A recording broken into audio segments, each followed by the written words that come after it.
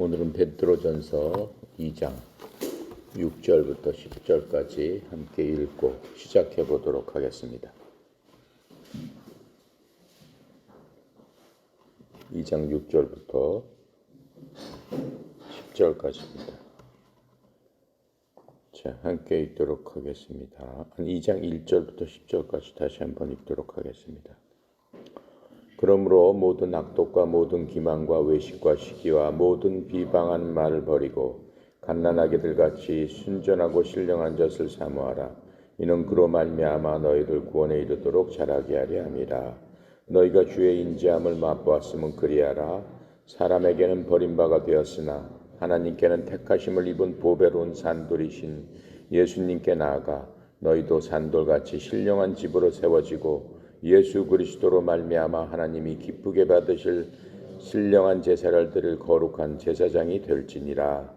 성경에 기록되었으되 보라 내가 택한 보배로운 모퉁이돌을 시온에 두노니 그는 믿는 자는 부끄러움을 당하지 아니하리라 하였으니 그러므로 믿는 사람에게는 보배이나 믿지 아니하는 자에게는 건축자들이 버린 그 돌이 모퉁이의 머릿돌이 되고 또한 부딪히는 돌과 걸려 넘어지게 하는 바위가 되었다 하였느니라. 그들이 말씀을 순종하지 아니함으로 넘어지나니 이는 그들을 이렇게 정하신 것이라. 그러나 너희는 택하신 족속이요 왕같은 제사장들이요 거룩한 나라요 그의 소유된 백성이니 이는 너희를 어두운 데 불러내어 그의 기이한 빛에 들어가게 하신 이의 아름다운 덕을 선포하게 하려 하심이라. 너희가 전에는 백성이 아니더니 이제는 하나님의 백성이요 전에는 궁유를 얻지 못하였더니 이제는 궁유를 얻은 자니라. 아멘.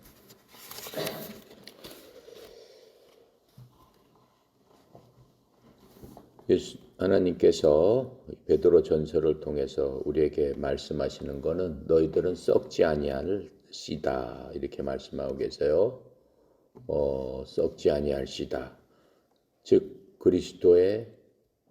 그리스도인들의 신분과 의무가 무엇인지를 지금 말씀해주고 계시는 겁니다. 우리 그리스도인들은 성경 말씀에 이 썩지 아니할 씨로 새로 태어난 아이라고 말씀하셨습니다. 즉 우리가 복음을 믿음으로 말미암아 하나님의 자녀로서 새로 태어나게 되는데 그 모든 것들은 하나님 말씀으로 이루어지는 겁니다. 하나님의 집에서 다시 태어난 그러한 존재들이 우리가 되었다라고 말씀하고 있어요. 그래서 새로 태어났으니까 갓난아기라고 이렇게 표현하고 있죠. 2절에 갓난아기, 그러니까는 태어난 이후에 말씀의 순수한 젖을 먹음으로 말미암아 성장하게 되어서 우리가 그리스도의 장성한 분량까지 예수 그리스도를 닮아가는 그러한 과정을 겪게 된다라고 하는 겁니다. 2절에서 지금 이 새로 태어난 젖을 먹음으로 말미암아 구원에 이르도록 자라게 하려 합니다. 이건 틀린 해석이라고 설명했습니다. 갓난아이는 태어나자마자 아이로서 태어나는 겁니다. 즉 구원받은 우리 자녀의 신분으로서 우리가 예수 그리스도를 믿고 받아들임으로 말미암아 하나님께서 우리 속에 성령을 부어주셔서 비록 장성한 분량으로 성경에 대해서 깊이 있게 모르지만은 오직 믿음을 통해서 응애하고 하나님의 자녀로서 태어난 것이 분명하다라고 하는 겁니다. 그 이후에 성장이 있게 되는 겁니다. 성장을 이루는 아이들 자라게 하는 것은 젖뿐만 아니고 여러 가지 음식을 통해서 그리고 아이가 자라나게 되면은 딱딱한 음식 이러한 것들을 통해서 점점 더 어른으로 성장하게 되는 거죠. 우리의 음식은 바로 그 말씀이다라고 하는 겁니다. 하나님의 말씀을 계속적으로 우리가 먹고 계속적으로 보고 이해함으로 말미암아 예수님처럼 예수님까지 닮아가는 예수님의 그 높이까지 닮아갈 수 있는 그러한 자들이 될 수 있다라고 성경은 우리에게 말씀해주고 있습니다. 또한 그렇게 태어난 우리들은 영적으로 집에 속하게 되는데 그 집은 그 기초석이 되는 게 우리 주 그리스도고 예수 그리스도고 그 예수 그리스도에 놓아진 기초석 옆에 그 기반이 되는 게 대언자와 사도들이라고 했습니다. 그 위에 영적으로 태어난 우리들이 산 돌이 되어서 살아있는 돌이 되어서 하나하나씩 쌓여가서 큰 하나님의 집을 만드는 그러한 우리들이 된다라고 말씀하고 있습니다. 그래서 영적 희생물을 드리는 왕가의 제사장으로서 구원을 받은 자들이 우리다라고 말씀하고 있는 겁니다. 그래서 우리는 언제든지 주님 앞에 나아가서 하나님 앞에 직접 우리의 모든 것들을 아뢰 수 있는 그러한 신분이 된 그러한 자들이다라고 지금 얘기를 하고 있습니다. 6절을 보겠습니다. 성경에 기록되었을 때 보라 내가 택한 보배로운 모퉁이 돌을 시온에 두노니 그를 믿는 자는 부끄러움을 당하지 아니하리라. 베드로는 이 말씀을 이사야서와 시편을 인용해서 지금 해주고 있는 그 말입니다. 보라 내가 택한 보배로운 모퉁이 돌을 시온에 두노니 이렇게 말씀하고 있는 것은 이사야서 28편 28장 16절에 보면은 이렇게 나와 있습니다. 그러므로 주 하나님이 이같이 말하노라 보라 내가 한 돌을 시온에 두어 기초를 삼으리니 그 돌은 곧 단련된 돌이요 보배로운 모퉁이 돌이며 견고한 기초로다. 믿는 자는 다급하지 아니하리로다. 이렇게 말씀하시면서 그리스도께서 그 시온의 모퉁이 돌이 된다라고 이사야가 이렇게 대언을 하고 있는 예수님 오시기 전에 700년 전에 이미 대언을 하고 있는 것을 우리가 볼 수 있습니다. 또 다윗이 지은 시편에서도 그 말씀을 하고 있어요. 시편 118편 22절에 보면은 건축자들이 버린 돌이 모퉁이의 머릿돌이 되었나니 이렇게 말씀해주고 있는 겁니다. 모퉁이 돌이라는 것은 건물 네 귀퉁이 중 전면에 오른쪽 이 건물이 있다면 오른쪽에 맨 아래쪽 그 땅 위에 이 놓이게 되는 겁니다. 그래서 이 모퉁이 돌을 기준으로 해서 건물의 토대를 잡게 되는 거죠.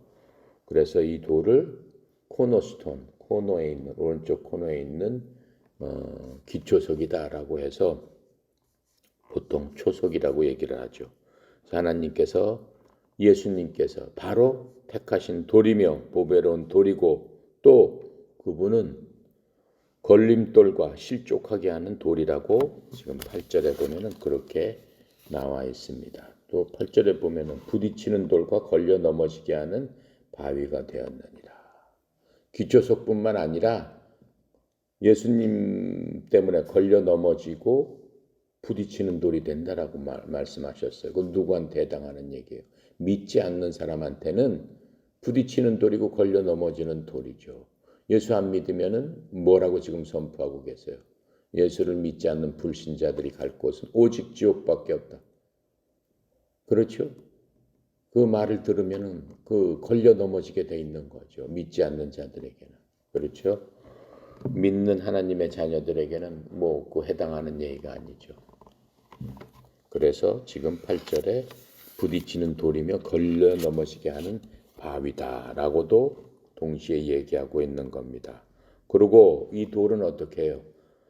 쳐서 산산이 부수는 돌이라고 얘기했어요. 다니엘서 2장 34절에 보면은 이렇게 나와 있어요. 다니엘서 2장 34절에 보면은 왕이 보셨는데 마침 손을 대지 아니하고 깎아낸 돌이 그 형상을 치되 쇠와 진흙으로 된 그의 두 발을 쳐서 그것들을 산산조각 내매 이렇게 나와 있어요. 다니엘이 바벨론 포로로 끌려갑니다. 그래서 느부갓네살 왕이 꿈을 꿔요. 꿈을 꾸었는데 큰 형상이 나와요. 사람의 큰 형상이 나왔는데 그 밑에 발이 이 청동으로 진흙으로 이렇게 돼 있는 그 발이 그렇게 돼 있어요. 그것을 보면서 자기의 꿈을 해석하라고 얘기를 해요. 꿈을 어떻게 해석하겠어요? 내가 무슨 꿈을 꾸었으니까 이게 무엇이냐? 그게 아니고 술사들한테 내가 무슨 구원을 꾸었는지 알려주지도 않으면서 해석하라고 그래요. 누가 해석을 하겠어요? 근데 다니엘이 그 느부갓네살 왕이 본 모든 그 형상을 그대로 얘기하면서 그 형상 머리부터 발끝까지에 대해서 자세히 설명을 해줍니다. 자세히 설명을 해주면서 마지막 발끝, 그것은 마지막에 적그리스도의 세계, 이 세상을 얘기한 거였어요. 미래에 올 적그리스도 세계, 돌이 날아와서 그걸 다 쳐부순다 라고 하는 그 꿈을 꿨는데 그게 바로 예수님께서 돌로 쳐부신다라고 하는 겁니다. 이제 이 땅이 얼마 안 있으면 어떻게 돼요? 전 세계가 통일 왕국이 되면서 적그리스도가 이 땅을 지배하게 될 적에 그리스도께서 이 적그리스도를 무찔러버리는, 파괴시켜버리는 살아있는 돌들이 돼서 나타나는 그것을 다니엘이 예언을 한 바로 그 얘기를 지금 여기서 하고 있는 겁니다. 7절 보겠습니다. 그러므로 믿는 너희에게는 보배이나 믿지 아니하는 사람들에게는 건축자들의 버린 그 돌이 모퉁이의 머릿돌이 되었다. 이렇게 얘기하고 있죠. 예수님은 하나님에 의해서 선택되어진 애당초 예정되어진 하나님의 아들로서 이 땅에 보내주신 보배로운 돌이셨어요. 산돌이라고 하고 있죠. 왜 그래요? 부활하셨으니까 산돌이라고 지금 얘기를 하고 있는 겁니다. 그리스도 안에 있는 우리들도 산돌이다라고 얘기하고 있어요. 우리는 썩어질 씨로 만들어진 게 아니고 영원히 죽지 않을 씨로 만들어졌기 때문에 육체는 죽더라도 우리는 다시 살아나는 그러한 산돌이다라고 지금 말씀하고 있는 겁니다. 사람들은 예수님을, 이 땅에 오신 예수님을 거부했죠. 예수님께서 메시아임을 거부했습니다. 예수님께서 하나님의 아들이심을 거부했습니다. 왜 그래요? 그 이스라엘 사람들은 자신들이 원하는 메시아가 아니고 영적인 하나님의 아들로서 그 모든 사람들을 영원한 곳으로 인도하실 그분을 거부한 겁니다. 그 사람들이 원하는 건 뭐예요? 눈으로 보이는 이 땅에서 잘 먹고 잘 사는 것을 원했지만 하나님께서 이 땅에서 예수님께서 이 땅에 오셔서 말씀하신 그 모든 것들은 만지는 것, 보여지는 것, 느끼는 것으로 살 일이 아니요. 하나님의 나라, 하나님의 왕국은 그런 세상이 아니다라고 선포하셨죠. 그런데 사람들은 어때요? 그냥 현실적으로 만지는 것, 보여지는 것, 자기가 느끼는 행복, 그게 최고다. 우리는 그러한 왕을 원한다 라고 하면서 예수님께서 그렇게 해주시기를 요구했죠. 예수님께서는 그것 때문에 이 땅에 오신 분이 아니에요. 인간의 근본적인 문제를 해결하시고 인간의 영적인 영원한 것을 해결하시기 위해서 그러한 터치를 이 땅에 오셔서 하셨는데 많은 사람들, 수십만의 사람들이 예수님 오는데 모이고 쫓아다니고 했지만 결국 남은 사람은 어떻게 됐어요? 12제자. 그렇죠? 하고 몇 명의 제자들. 그것밖에 남지 않았어요. 자, 그래서 지금 말씀하신 그대로 예수님을 믿는 너희들에게는 보배로우신 분이시만 불순종하는 그러한 자들에게는 건축자들이 거부한 그러한 돌이 되셨다라고 지금 얘기하고 있는 겁니다. 예수님을 통해서 예수님께서 내가 초석이 돼서 바로 이 땅에다 하나님의 왕국을 내가 지금부터 너희와 함께 세우러 내가 왔으니까 나를 따르라 라고 했는데 뭐라고 한 거예요? 우리는 따를 수 없다라고 하면서 결국은 예수님을 고발해서 십자가에 못 박으소서 해서 예수님을 죽게까지 한 그러한 사람들인 겁니다. 자, 그런데 그렇게 버린 그 돌이 이제는 뭐예요? 모퉁이, 머릿돌이 되었다라고 지금 하고 있는 겁니다. 거기에 대해서 마태복음 21장 24절에 보면 이렇게 말씀하고 있어요. 예수님께서 그들에게 이르시되 너희가 성경 기록들에서 건축자들이 버린 돌 바로 그 돌이 모퉁이의 머릿돌이 되었나니 이것은 주께서 행하신 것이요 우리 눈에 놀랍도다 한 말씀을 결코 읽어본 적이 없느냐. 그렇죠? 우리가 바로 봤던 이사야서 28장 16절 말씀을 회상시키시면서 그 사람들한테, 유대인들한테 얘기를 했던 바로 그 말씀입니다. 예수님께서는 비록 그 자기 동족들, 이스라엘 사람들, 유대인들에 의해서 거부를 당하셨습니다. 하지만 하나님에 의해서는 이미 어떻게 한 거예요? 보배로운 돌로서 칭송을 받으시고, 예수님께서 그렇게 하신 모든 것들은 하나님의 영광에 합당한 일이었기 때문에 하나님께서 기뻐하셨다라고 하는 겁니다. 자, 그래서 유대인들이 거부한 진짜 이유는 8절 보면은 이렇게 나와 있죠. 또한 부딪히는 돌과 걸려 넘어지게 하는 바위가 되었다 하였느니라. 그들이 말씀을 순종하지 아니함으로 넘어지나니 이는 그들이 이렇게 정하신 것이라. 그들을 이렇게 정하신 것이라 라고 하면서 그들의 마음을 아무리 하나님의 말씀을 전파해도, 복음을 전파해도 그 마음속에 이미 받아들이지 않기로 작정했다라고 하는 것들을 하나님께서는 미리 알고 계셨다라고 하는 겁니다. 그러므로 말미암아 그들이 예수님을 거부할 뿐만 아니라 어떻게 정해져 버렸어요. 예수님을 죽이기까지 하는 그러한 아주 악한 일까지 하는 그러한 자들이 되어버렸다라고 지금 말씀하고 있습니다. 그래서 그 사람들 지금도 마찬가지죠. 이제 예수님께서 유대 땅에 오셔서 2000년 전에 오신 그 백성들뿐만 아니라 지금도 마찬가지입니다. 주님의 말씀은 살아 계신다라고 했습니다. 지금도 이 성경 말씀은 2000년 전과 똑같이 살아 계셔서 사람들의 마음을 움직이고 있지만은 그 사람들이 움직이지 않겠다고 작정한 사람들, 자기가 의지가 딱딱해가지고 그 말씀이 떨어져도 우리가 씨앗의 비유를 예수님께서 해주셨죠. 내 말이 내 마음속에 떨어졌을 적에 내 마음이 길바닥 같아서 그 네 마음속에 떨어졌을 적에 그냥 떨어지자마자 어떻게 됐다고 그랬어요?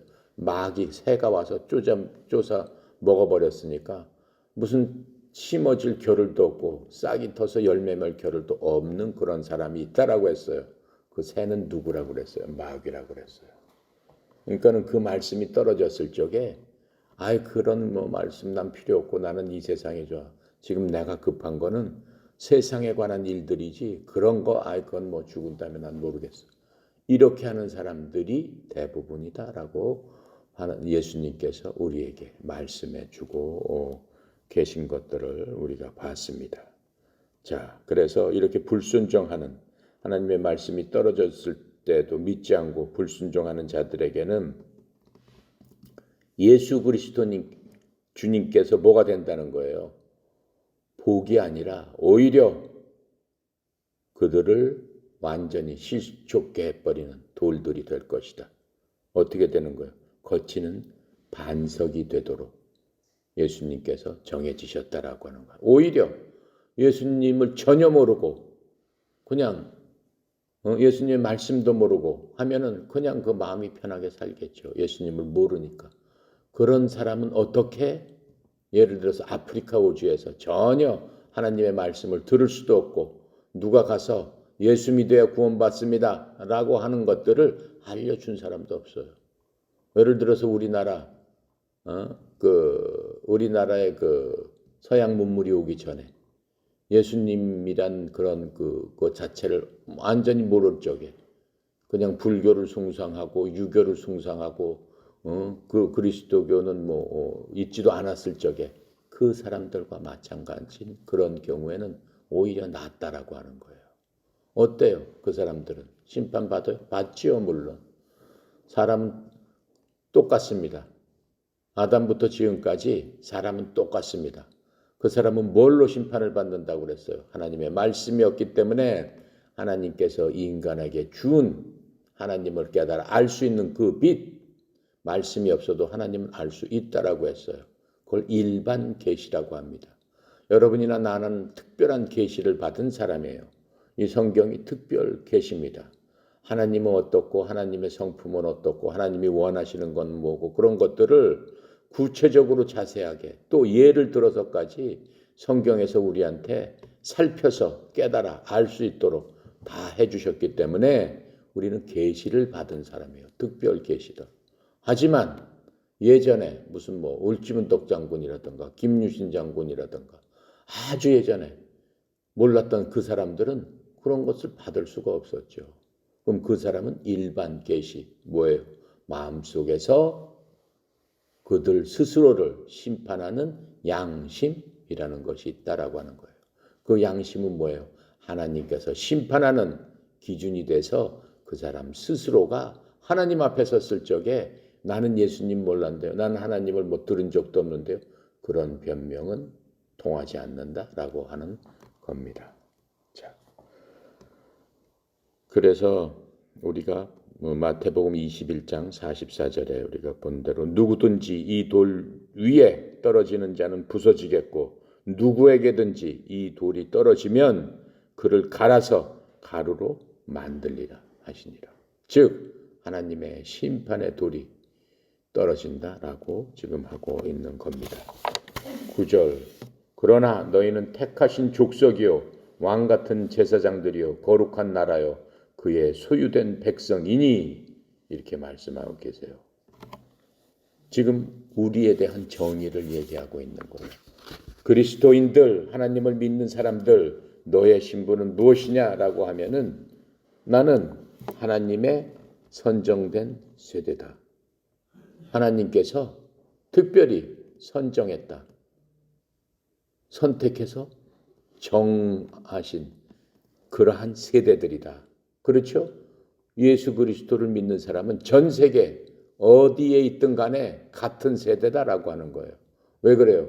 그리스도 안에서 하나님께서 우리를 그리스도를 통해서 하나님의 자녀로 불러주셨는데 한국 사람이든 미국 사람이든 영국 사람이든 뭐 러시아 사람이든 하나님께서 불러주신 한 세대로서 한 자녀들로서 한 형제 자매로서 우리들을 그렇게 불러 모아 주셨다라고 지금 하고 있는 겁니다. 그래서 그리스도인들이 된 사람들은 선정된 세대라고 하는 겁니다. 즉 하나님의 은혜 가운데서 하나님의 자녀가 된 그러한 자들이다라고 얘기하는 겁니다. 그러니까 하나님께서는 우리를 직접 낳았어요. 전 세계 모든 사람들을. 그러니까 한 형제 자매죠. 그러니까는 세대들로 넘어갈 수 없어요. 그리스도 안에 있으면 모든 세대가 다 한 형제 자매예요. 아브라함도 어떻게 되는 거예요? 우리가 아브라함을 이제 천국 가면 만나게 되겠죠. 그렇죠? 그러면 아브라함을 우리가 뭐라고 해야 되겠어요? 아브라함을. 형제죠. 아브라함도. 그렇죠? 구원받은 수천 년 전의 사람들도 다 형제예요. 그래서 한 세대다라고 지금 선정된 세대다라고 얘기하고 있는 겁니다. 자, 거기에 대해서는 신명기 7장 7절부터 8절에 지금 얘기하고 있습니다. 한 세대. 한번 찾아보겠습니다. 신명기 7장 7절부터 8절 구약에 있죠.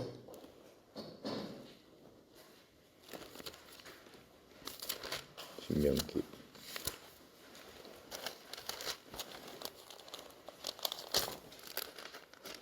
7장 7절 8절 찾으셨으면은 272페이지죠. 7장 7절 8절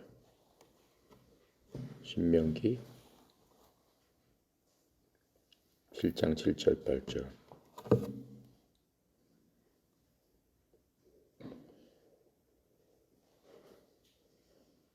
함께 읽겠습니다. 여호와께서 너희를 기뻐하시고 너희를 택하심은 너희가 다른 민족보다 수요가 많기 때문이 아니니라. 너희는 오히려 모든 민족 중에 가장 적으니라. 여호와께서 다만 너희를 사랑하심으로 말미암아 또는 너희의 조상에게 하신 맹세를 지키려 하심으로 말미암아 자기의 권능의 손으로 너희를 인도하여 내시되 너희를 그 종되었던 집에서 애굽 왕 바로의 손에서 속량하셨나니 이렇게 말씀하고 계세요. 즉 이 선정된 세대다라고 지금 말씀하시는 것은 이스라엘 백성을 선정된 세대로 하나님께서 택하셨죠. 맨 처음에 그 이스라엘 백성이 잘나고 똑똑하고 뭐 엄청난 많은 이 지구상에 그 사람들이 있었지만은 딱 이스라엘 백성 하나를 택했는데 그 이스라엘 백성들이 똑똑하고 잘나고 뭐 엄청나게 뭐 강해서 하나님께서 택하신 게 아니다라고 지금 말씀하고 계시는 거예요. 가장 연약하고 얼마 되지도 않고 핍박받고 그냥 종살이하고 하는 그 사람들을 택해가지고 하나님께서 그 성경에 보면 이스라엘 역사를 보면은 이 쫙 나와 있지만은 그 역사 굽이굽이 흐르는 그것마다 얼마나 많은 고난과 얼마나 많은 그러한 고통을 받고 환난을 받았냐라고 하는 것을 우리가 알 수 있습니다. 하지만 하나님께서는 그렇게 연약한 그러한 그 민족을 택하셔서 하나님께서 선정하신 바로 그 민족을 지금 얘기하고 있는 겁니다. 자, 그렇게 하고 이제 하나님께서는 이스라엘 그것을 우리한테 샘플로 보여주셨어요. 그러시면서 이제 예수님께서 이 땅에 오시고 나서 몇십 년 후에 이스라엘은 이 지구상에서 없어지죠. 그렇죠? 2000년 동안 사라집니다. 2000년 동안 사라져서 1948년에 다시 이스라엘이 튀어나오는 거죠. 지금 중동에 있는 이 이스라엘은 1948년에 2000년 동안 없어진 나라가 다시 세워진 거예요. 그러니까는 성경 기록에 끝까지 이스라엘은 있을 것이다라고 했기 때문에 모든 신학자나 모든 사람들이 어떻게 됐다고 그랬어요? 아니 성경 기록에는 분명히 이스라엘이 끝까지 있을 것이라고 했는데 1948년 전까지 신학자들이 이게 골치 아픈 거예요. 성경이. 분명히 하나님께서 이스라엘 백성을 끝까지 해서 마지막 날에는 그리스도가 어때? 올리브산에 다시 재림을 하고 그 이스라엘 그 왕국에 오셔서 이 세상을 다스릴 것이라고 했는데 이스라엘 자체가 없어졌잖아요. 2000년 동안. 그러니까 1948년 전에는 신학자들이 이 성경을 해석을 못하는 거예요. 그러면 도대체 다시 오는 그날, 천년왕국 그날, 천년 동안 하나님께서 통치하실 그 나라는 무슨 나라냐 도대체 이 땅에 이스라엘이 없는데. 그러니까 뭘로 해석을 한 거예요? 교회다 이렇게 해석을 한 거예요. 교회가 그 이스라엘을 대체한 것이다 이렇게 해석을 한 거예요. 그것은 교회를 이스라엘 대체 신학이라고 그래가지고 그렇게 해석을 한 건데 그거는 지금 1948년 이후에 보니까 맞아요 안 맞아요? 전혀 안 맞는 신학이었죠. 하나님의 말씀 그대로 하나님께서는 1948년 2000년 후인 이스라엘을 그 땅 바로 그 자리 그곳에 도로 아브라함에 주셨던 그 가나안 땅에 지금 도로 딱 세워 놓으셨잖아요. 지금도 며칠 전까지만 해도 이스라엘을 향해서 뭐예요? 팔레스타인이 2600발의 미사일을 쐈다는 거 아니에요. 어떻게 했어요? 이스라엘이 지금 계속 거기에 대해서 대응해서 아이언돔으로 뭐 99% 다 막아냈다는 거 아니에요. 그러면서 어떻게 하는 거예요? 반격을 하고 있는 거죠. 그러니까 유엔이 저거 뭐 다 죽게 생겼으니까 화해해라. 그만 싸워라. 지금 뭐 그러고 있는 거 아니에요. 이스라엘은 어떤 날을 하나님께서 지키시니까 성경 말씀 그대로 결코 없어지지 않고 결국은 재림하신 예수님께서 그 땅에 이스라엘 그 민족한테 다시 오셔가지고 이스라엘은 최후의 심판을 받습니다.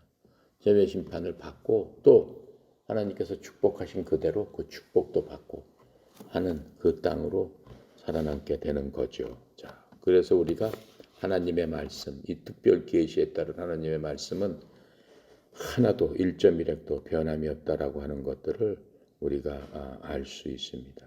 자, 그러시면서 요한복음 15장 16절에 보면은 주님께서 이제 제자들한테 하신 말씀 있죠. 읽어볼게요. 요한복음 15장 16장 읽어봅시다.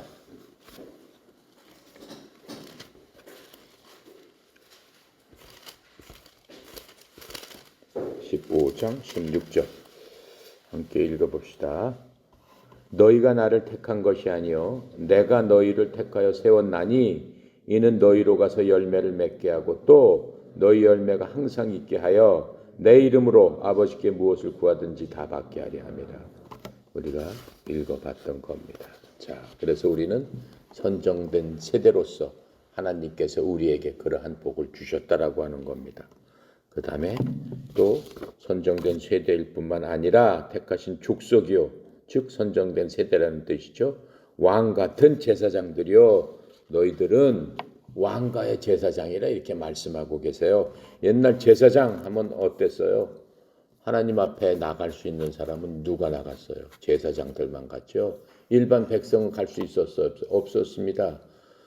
이스라엘의 12지파 중에서 제사장이 될 수 있는 유일한 지파는 누구였어요? 레위 가문의 사람들만 제사장으로서 행세를 할 수 있어요. 다른 가문의 사람들은 결코 제사장이 되지 못했어요. 제사장이 되지 못한 사람들은 제사장한테 모든 것을 부탁했어요. 직접 내가 가서 하나님 앞에 제사 드린다는 게 뭐예요? 찬송하고 하나님 앞에 헌금도 하고 하나님 앞에 뭐예요? 자기 사정도 아뢰고. 지금은 다 그렇게 하잖아요. 교회 가면 여러분 기도하잖아요. 하나님 도와주세요. 뭐 하세요? 헌금도 직접 드리잖아요. 근데 어땠어요? 그게 안 된다라고 하는 거예요. 너희들은 그럴 자격이 없다라고 하는 거예요. 거룩한 사람인 레위 족속만 그러한 정결례를 따라서 제사장이 되고 그 사람들만 하나님을 섬길 자격이 있고 너희들은 너희에 필요한 모든 것들을 하나님 앞에 직접 나오지 말고 제사장들한테 고하고 제사장들은 백성들이 고한 그걸 갖고 와서 나한테 아뢰라. 백성을 대신해서 백성이 죄를 졌다라고 하면은 그 사정을 들어보고 백성한테 뭐 비둘기나 소나 양을 가져다가 제사장한테 주면 제사장이 그것을 하나님 앞에 드려야지 네가 직접 하나님 앞에 드릴 수는 없다. 하나님께서 그걸 받으시지 않는다라고 하는 거죠. 그런데 이제는 우리는 뭐라고 하는 거예요? 너희들은 왕가의 제사장이다. 그렇죠? 왕가의 제사장, 그냥 제사장도 아니고 고귀한 신분, 왕가의 제사장이다. 왕가는 뭐예요? 하나님께서 왕이시니까는 우리는 왕족에 속한 사람들이다 라고 얘기하는 거예요. 거기에 또 제사장, 즉 제사장 신분으로서 더 이상 레위 사람들만 제사장이 되는 게 아니고 모든 그리스도인들이 이제는 제사장이 됐기 때문에 직접 아버지께 나와서 직접 구해라 이렇게 말씀하고 있는 겁니다. 예수 그리스도께서는 누가 되는 거예요? 대제사장이다. 그렇죠? 우리가 성막 출애굽기에서 배웠듯이 그 성전은 어떻게 돼 있어요? 성소와 지성소로 돼 있다라고 그랬죠. 지성소로 들어갈 수 있는 사람은 일반 제사장은 못 들어가고 제사장 중에서 가장 성결한 사람, 가장 높은 대제사장 한 사람만 1년에 한 번씩 하나님 앞에 들어가서 모든 나라와 모든 백성의 죄를 고할 수 있다라고 얘기했어요. 그런데 이제는 우리는 그 대제사장한테 직접 가가지고 그렇죠? 직접 하나님께 구할 수 있는 그러한 자격을 획득했다라고 하는 겁니다. 히브리서 2장 17절에 보면 이렇게 설명을 해주고 계세요. 그러므로 모든 일에서 그분께서 자기 형제들과 같게 될 필요가 없었으니 이것은 그분께서 하나님께 속한 일들에서 궁율 많고 신실하신 대제사장이 되사 백성들의 죄들로 인해 화해를 이루려 하심이라 라고 하면서 주님께서 직접 대제사장이 되셔서 백성들의 죄들로 인해서 자신을 제물로 드려서 하나님과 화해하게 하나님의 그러한 노를 어떻게 했다는 거예요. 헌물로서 드림으로 말미암아 속죄제로서 주님께서 용서하실 수 있게 만들어 주셨다라고 하고 있는 겁니다. 히브리서 3장 1절에 보면 또 이렇게 말씀하고 계세요. 그러므로 거룩한 형제들 곧 하늘의 부르심을 참여한 자들아, 우리를 얘기하고 있잖아요. 우리의 신앙 고백의 사도이시며 대제사장이신 그리스도 예수님을 깊이 생각하라. 우리가 항상 생각해야 될 게 예수님, 우리의 대제사장인 예수님을 깊이 생각해라 하고 말씀하고 있습니다. 그 다음에 우리는 또 어떤 사람들이라고 그랬어요? 거룩한 나라요, 이렇게 얘기했습니다. 거룩한 나라, 즉 거룩한 나라라는 건 거룩한 민족이라는 뜻입니다. 즉 우리는 하나님께만 속하도록 구별되어 있다라고 하는 거예요. 거룩하다라는 것은 구별됐다라는 뜻이라고 얘기했죠. 그러니까 그리스도인들, 전 세계에 있는 그리스도인들은 거룩한 하나님의 거룩한 민족들이다라고 얘기했어요. 즉 우리 시민권은 물론 이 지구에 사는 그 사람들은 각자 자기 나라의 시민권을 갖고 그 땅에서 태어나면 그 나라 시민이 되는 거죠. 자기가 먹고 싶어서 되는 게 아니죠. 태어나면은 그냥 그 땅의 시민이 되는 걸 속지주의라고 하는 거예요. 그 땅에 태어나면은 시민권을 주는 거예요. 또는 속인주의라고 하면은 엄마 아버지가 미국 사람이라면은 어때요? 자식이 이 땅에 태어나더라도 미국 시민이 되는 거예요. 각 나라마다 이제 무엇을 따르냐에 따라서 시민권이 정해져 있는 거죠. 근데 우리는 어떻게 해요? 예수 그리스도를 구주로 믿음으로 말미암아 하늘의 시민권을 얻게 된다라고 하는 거예요. 하나님의 나라의 시민이 된다라고 지금 말씀하고 있는 겁니다. 자, 빌립보서 3장 20절에는 이렇게 써 있어요.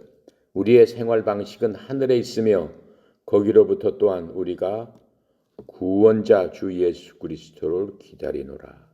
우리가 이 땅에 살고 있지만 실질적으로는 하늘에 있다라고 지금 말씀하고 있어요. 왜 그래요? 우리는 하늘의 시민이지 이 땅의 시민은 아니다라고 하는 거예요. 물론 육체적으로는 이 땅의 시민이죠. 근데 영원하지 않다라고 계속 얘기하고 있죠. 우리는 이 땅에서 잠깐 지나가는 나그네다라고 얘기하는 거예요. 영원히 사는 곳은 바로 하늘나라에 있는데 시민권이 보장이 돼 있기 때문에 우리는 그 하늘나라에 갈 수 있다라고 성경이 얘기해 주고 있는 겁니다. 이스라엘은 어땠어요? 이스라엘은 왜 망해버렸어요? 2000년 동안 왜 하나님께서 선정된 백성이요, 제사장 나라요, 하나님께서 택하신 민족으로서 이스라엘을 딱 정해가지고 이스라엘 민족한테는 다른 민족이 볼 수 없는 엄청난 것을 보여줬죠.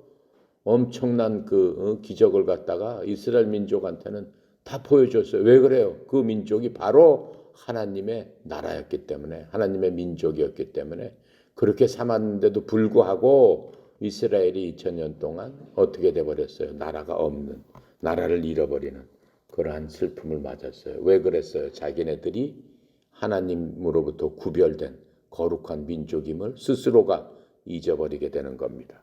그래서 이스라엘을 거룩하고 특별하게 구별해서 만들어준 그 벽을 스스로가 다 허물어 버렸어요. 그래서 하나님께서 이스라엘 백성에게 거룩한 것이 무엇인가, 또 그렇지 않은 것이 무엇인가, 성경에 보면 분명하게 이스라엘 백성의 그러한 역사를 통해서 우리에게 교훈을 주고 있는 겁니다. 또한 깨끗한 것과 깨끗지 않은 것이 무엇인가를 분명하게 말씀해 주고 있습니다.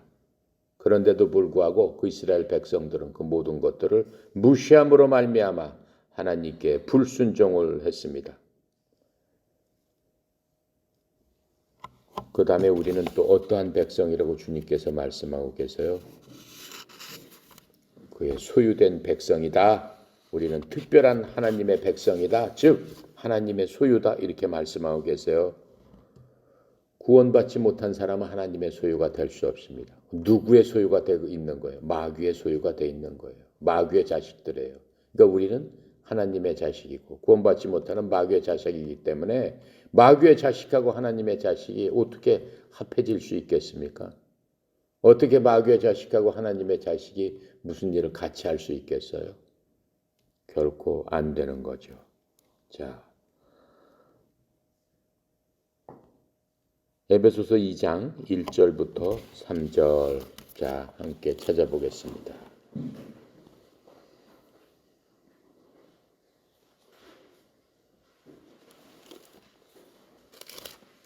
에베소서 2장 1절부터 3절까지 신약성경 309페이지 에베소서 2장 1절부터 3절 함께 읽어보겠습니다. 그는 허물과 죄로 죽었던 너희를 살리셨도다.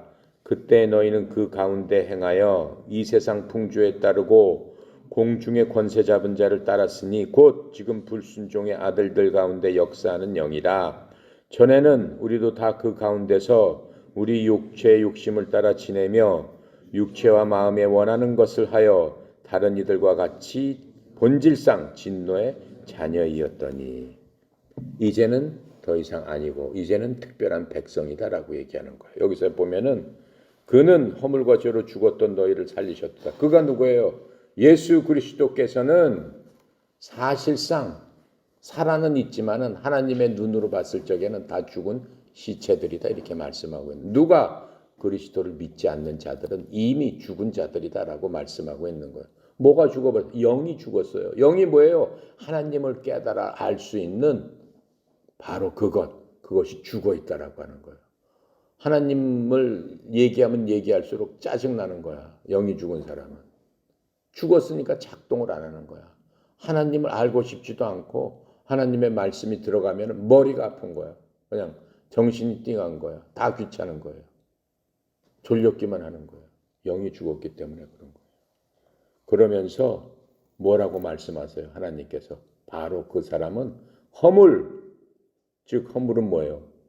지은 죄, 범법, 여러 가지 잘못한 것, 그것과 죄로 죽었다, 이미 죽어 있다라고 얘기하는 거예요.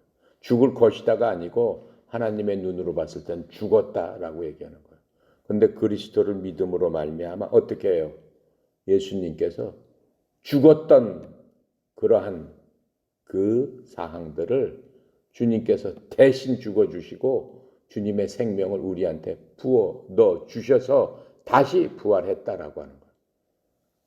다시 우리를 살리셨다라고 하는 거예요. 주님께서. 그래서 우리를 부활시키고 했는데 예수님 몰랐을 때는 어땠어요? 우리는 세상 풍조를 따랐다라고 하는 거예요. 세상 유행 따라가고 세상이 원하는 대로 따라가고 첨단을 걷고 하는 그런 모든 것들은 누구의 역사라고 그랬어요? 불순종, 하나님을 믿지 않는 사람들은 어떠한 영에 사로잡혀 있는데 그렇게 사로잡는 그 영을 따라서 갔는데 바로 그 영은 공중 권세를 잡고 있는 영이다라고 얘기했어요. 공중 권세를 잡은 영이 뭐예요? 마귀의 영이죠. 하나님께서 어떻게 했어요?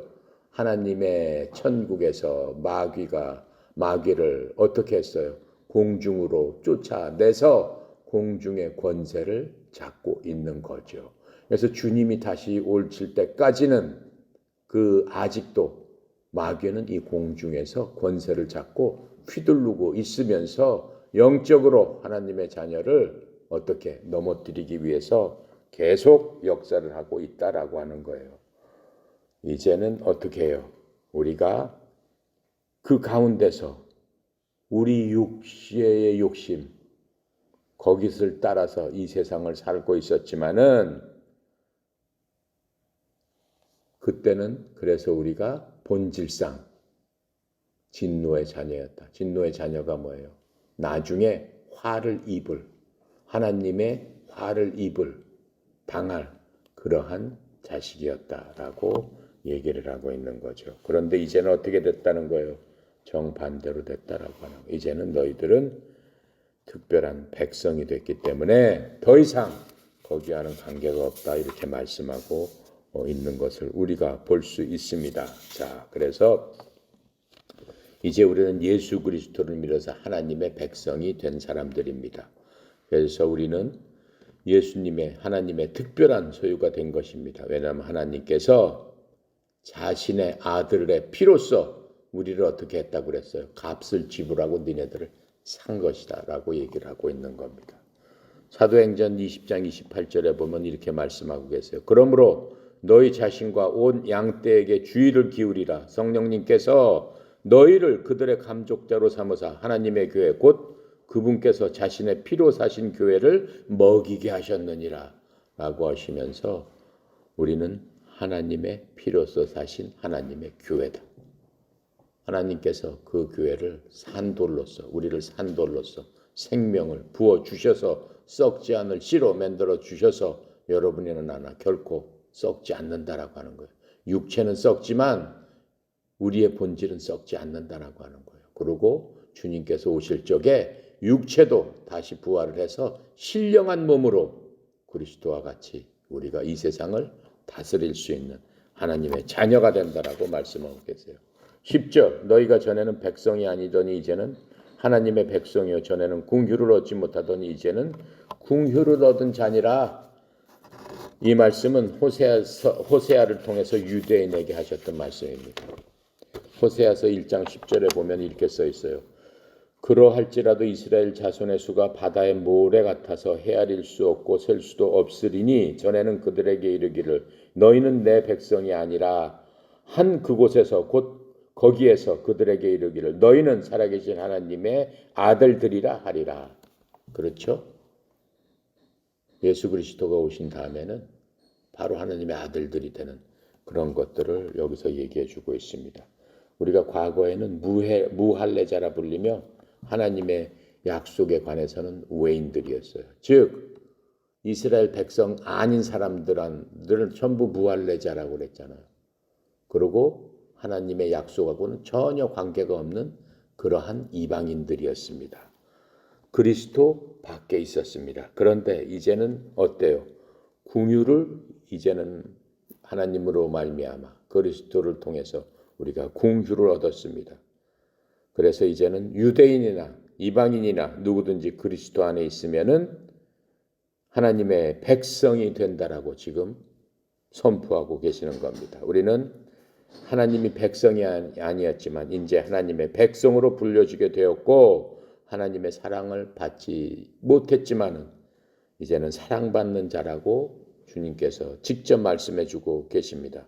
심지어 우리는 살아계신 하나님의 자녀다라고 지금 말씀해 주고 있는 겁니다. 그래서 우리가 지금 우리를 향해서 내 신분이 택하신 족속이요 왕같은 제사장이요 거룩한 나라요 하나님의 소유된 백성이다 라고 하는 자기의 신분증을 항상 마음속에 새겨놓고 당당하게 나는 하나님의 백성입니다 라고 어느 곳 어디서든지 마귀를 대적해서 하나님의 자녀답게 싸울 적에 주님께서 어떻게 한다는 거예요? 내 아들을 내가 지킨다.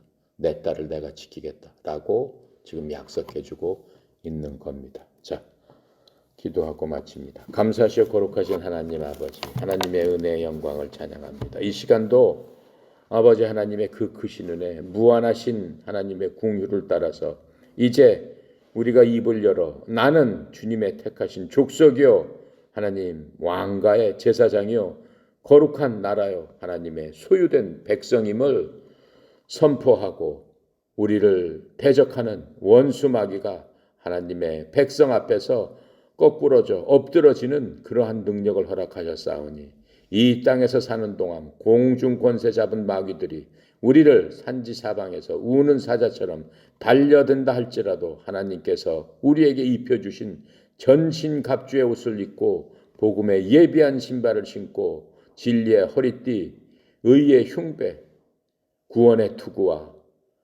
믿음의 방패와 말씀의 성령의 검으로 저 원수 마귀를 온전히 무찔러서 우리의 신분을 밝히 드러낼 수 있는 힘과 능력과 용기를 허락하여 주시옵소서. 특별히 고개 숙인 하나님의 자녀들을 축복하여 주셔서 하나님의 말씀으로 온전히 보존하여 주시옵시고 아버지 하나님이여 전국에 터져 있는 주의 종들 하나님을 사랑하는 자들을 주여 기쁘게 받아 주시옵시고 이 땅에 살아가면서 원수 마귀의 그러한 유혹도 담대히 물리치는 하나님의 거룩한 백성으로서의 삶을 사는데 부족함이 없도록 주여 축복하여 주시옵시고 이 땅에서 계획하고 준비하는 모든 것들마다 하나님의 은혜의 영광을 찬양하는 일들 되도록 주여 도와주시옵소서.